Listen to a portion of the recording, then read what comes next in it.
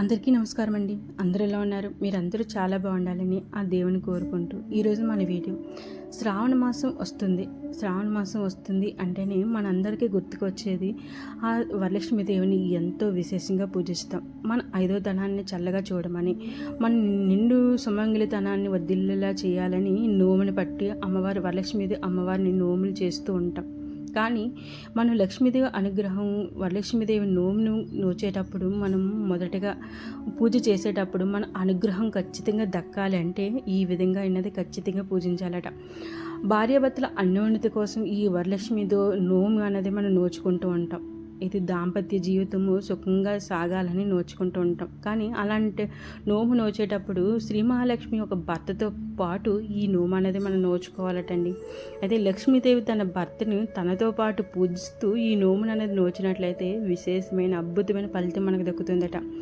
అయితే ఎప్పుడు కూడా శ్రీ మహావిష్ణువు కూడా తన భార్యని తన వక్షస్థలం మీద పెట్టుకొని తనని ఎంతో గౌరవంగా చూసుకుంటున్నారు.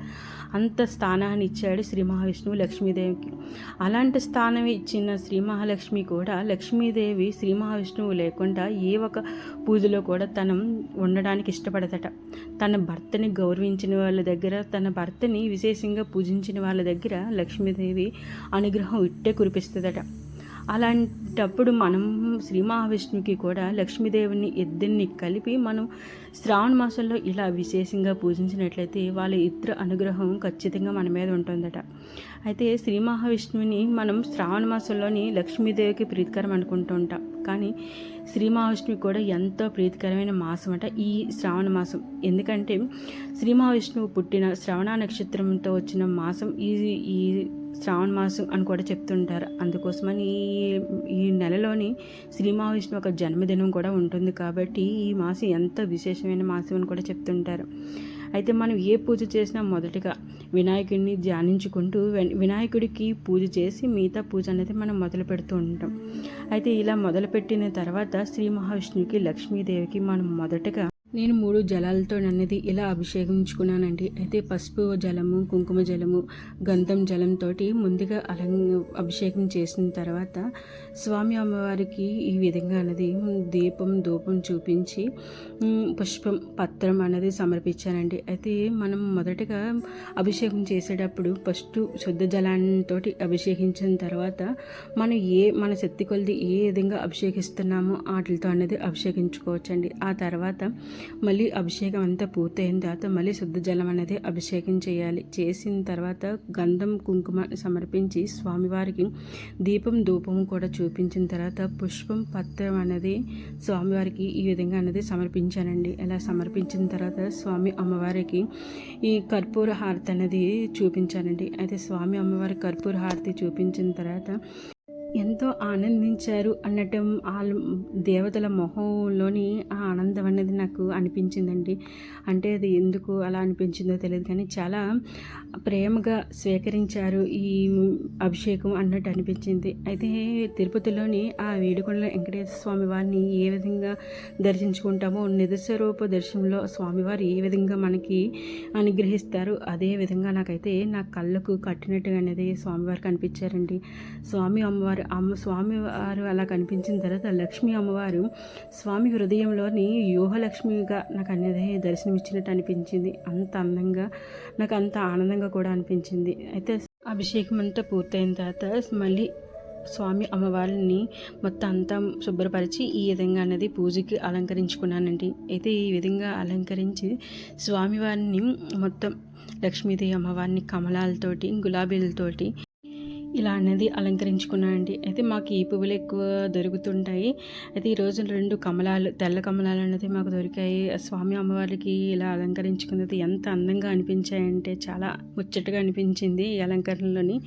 అయితే మనం శ్రావణ మాసం కాబట్టి శ్రావణ మాసంలో లక్ష్మీదేవికి ప్రతి శుక్రవారం సాయంత్రం ఇలా 5 దీపాలతోటి నెయ్యితో పోసిన దీపారాధన, తామర పువ్వొత్తులతోటి ఈ విధంగా దీపారాధన చేసినట్లయితే మన ఆర్థిక అభివృద్ధి అనేది ఖచ్చితంగా ఉంటుందట.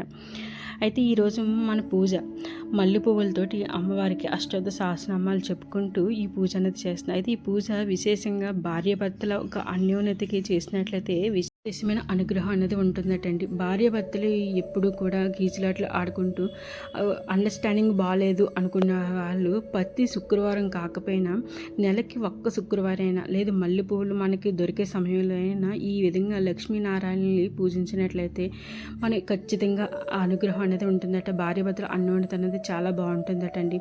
ఇది ఖచ్చితంగా ఒక్కసారైనా చేయవలసిన పూజ. భార్యాభర్తలు ఇద్దరు కలిపి ఇది ఇద్దరూ చేయగలిగితే ఇద్దరూ చేసుకోవచ్చు. లేదు భర్త సహకరించారు అనుకున్నప్పుడు భార్య ఇది శుక్రవారం సాయంత్రం అయినా చేయొచ్చండి.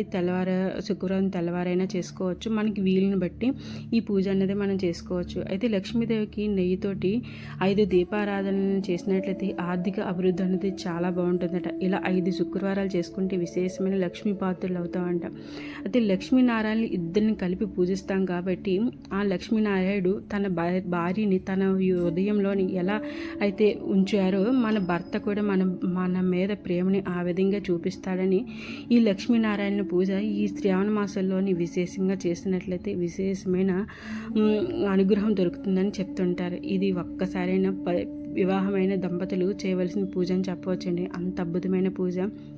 అదేవిధంగా మనకు శ్రావణ మాసంలోని లక్ష్మీదేవికి ఈ తెల్ల పువ్వులు అంటే తెల్లవి మల్లె పువ్వులతో పూజించినట్లయితే లక్ష్మి మన ఇంట్లో ఆగమనానికి ఎంతో ఆస్కారం ఉంటుందట. మన గడప దగ్గర 2 మల్లె పువ్వులని పెట్టి పూజించినట్లయితే ఆ గడప నుంచి లక్ష్మీదేవి లోపలికి రావడానికి ఎంతో ఆనందిస్తుందట. అంత అద్భుతమైన ఈ పూజను మనం ఎంతో ఆర్భాటంగా చేయక్కర్లేదండి. మనస్ఫూర్తిగా మనకు ఒక 20 పువ్వులు దొరికినా చాలు. ఆ 20 పువ్వులనైనా కూడా గంధంలో ముంచుతూ మన అష్టోత్తర సహస్రనామాలు వచ్చినట్లయితే అవైనా చదువుకోవచ్చు. లేదు అమ్మవారికి ఒక 12 నామాలు చెప్పుకుంటూ చదివేసినా పర్లేదు. అవి కూడా రానప్పుడు ఓం శ్రీ మాత్రే నమః అనుకుంటూ అమ్మ పాదాల దగ్గర వేసిన ఎంతో విశేషమైన లక్ష్మీ పాత్రలు అవుతాము. మనం లక్ష్మీనారాయణ సూత్రం ఏదైనా వచ్చినట్లయితే అదైనా చదువుకుంటూ మనం ఈ లక్ష్మీనారాయణ ఇద్దరికీ పూజించినట్లయితే ఖచ్చితంగా అనుగ్రహం అనేది ఖచ్చితంగా 100కి 100 ఉంటుందండి. ఒక్కసారైనా చేసి చూడండి. ఇంట్లో ఆర్థిక పరిస్థితి ఆనందానికి లోటు లేకుండా భార్యాభర్తల అన్యోన్యతను కూడా ఏ లోటు లేకుండా ఉంటుందండి. అయితే యోహలక్ష్మి అనే పదం అనేది మనం అందరం విని ఉంటాం. యోహలక్ష్మి పూజ చేసిన స్వామివారు అమ్మవారు ఒక అనుగ్రహం మనకు దక్కుతుంది అంటారు. అయితే యోహలక్ష్మి అంటే అర్థం ఏమిటి అనేది మనకు చాలామందికి తెలుసుకోవాలని ఉంటుంది కదండి. యోహలక్ష్మి అంటే స్వామివారు అమ్మవారిని తన హృదయంలోనే ఉంచుకోవడం అని అర్థం. అంటే తన యోహము ఎవరికి తెలియని రహస్యాన్ని పథకాన్ని తన హృదయంలో చేసే ప్రతి ఒక అలజడిని కూడా అమ్మవారు ఇట్టే తను గ్రహించి స్వామివారికి స్పందన బట్టి తను మెలుగుకోవడం అని అర్థం. అంటే భర్త యొక్క హృదయాన్ని బట్టి భార్య నడుచుకున్నట్లయితే ఆ సంసార జీవితం ఎంతో అందంగా ఆనందంగా ఉంటుంది. ఆ కుటుంబం కూడా ఎంతో శ్రేయస్కరంగా ఉంటుంది అని అర్థం. యూహలక్ష్మి అంటే విష్ణుమూర్తి ఒక వక్షస్థలంలోని లక్ష్మీదేవి ఉండడానికి గల కారణం విష్ణుమూర్తిని దర్శించుకోవడానికి ఎంతో భక్తులు వచ్చి ఎన్నో కోరికలను కష్టాలను చెప్పుకుంటూ ఉంటారు. అయితే ప్రతి భక్తులు కూడా అందరూ ఏదో చిన్న పొరపాట్లు చేస్తూ ఉంటారు. అయితే ఆ పొరపాట్లు అన్నీ కూడా స్వామివారు చూసి శిక్షించకుండా తల్లి అందరికీ తల్లే కాబట్టి తల్లి పిల్లలను శిక్షించకుండా తండ్రికి బుజ్జగించుతూ పిల్లలు చేసిన తప్పులను మందలిస్తూ శిక్షించకుండా చూడడానికి యోహలక్ష్మి తన హృదయం ముందు ఉంటుందట. మనం చెప్పుకునే కోరికలైన కష్టాలైనా ఫస్ట్ హృదయానికి అంటే లక్ష్మీదేవికి చెవుకి తీసుకున్న తర్వాత తన హృదయం నుంచి స్వామివారి యొక్క చెవు వరకు చేరవేస్తుందట. అప్పుడు మన కోరికలు నెరవేరడానికి ఆస్కారం ఉంటుందట. స్వామివారి దయ మన మీద చూపిస్తారట. అందుకని యోహలక్ష్మిని మనం మొదటగా పూజించాలి అని చెప్తుంటారు. అందుకోసమని మనం పూజించేప్పుడు లక్ష్మీనారాయణని ఇద్దరిని కలిపే పూజించాలి. మన ఏ కోరికైనా కష్టమైనా స్వామి అమ్మవారి ఇద్దరూ మనల్ని కరుణించినప్పుడే మన కష్టాల నుంచి మనం బయటపడతాం అని చెప్పవచ్చు. అయితే నేను ఈ విధంగా అయ్యవారిని పూజించిన తర్వాత లక్ష్మీదేవికి తమలపాక హారతి అనేది ఇచ్చానండి. తమలపాక హారతిని సమర్పించి ఇల్లంతా కూడా ఆ హారతిని చూపించానండి. హారతి చూపించిన తర్వాత ఇంట్లో ఉన్న నెగిటివ్ ఎనర్జీ అంతా కూడా తొలగిపోద్దట. ఆ హారతి నుంచి వచ్చే ధూపం అన్నది ఉంటుంది కదా, ఆ పొగ అన్నది ఇల్లంతా చేరిన తర్వాత ఇంట్లో ఏదైనా నెగిటివ్ ఎనర్జీ ఉంటే ఆ నెగిటివ్ ఎనర్జీ మొత్తం కూడా పటాపంచలు అయిపోతుందని, ఇంట్లో ఏ దుష్ట శక్తులు ఉన్నా కూడా తొలగిపోతాయని మన ఒక నమ్మకం. అదేవిధంగా స్వామి అమ్మవారిని మనం అభిషేకించిన జలం కూడా ఇల్లంతా చెల్లినట్లయితే ఇంట్లో ఏ ఒక నెగిటివ్ ఎనర్జీ అనేది ఉండకుండా ఇంట్లో అందరూ కూడా ఆనందంగా ఉండడానికి ఎంతో మంచిదట. ఆ నీళ్ళను ఆ నీళ్ళు మన తలపై జల్లుకుంటూ మన ఇంట్లో ఉన్న వాళ్ళందరి తలపై జల్లి ఉన్నట్టయితే ఎంతో మంచిదండి. బయటకు వెళ్ళినప్పుడు అన్నింటిలో విజయం సాధించడానికి ఎంతో ఆస్కారం ఉంటుంది. మీ అందరికీ ఈ వీడియో నచ్చినట్లయితే ప్లీజ్ లైక్ చేయండి, షేర్ చేయండి, సబ్స్క్రైబ్ చేయండి. మీ అందరి సపోర్ట్ నాకు చాలా అవసరం అండి. మీ ఇచ్చే లైక్ వల్ల ఈ వీడియో మరికొందరికి చేరుతుంది.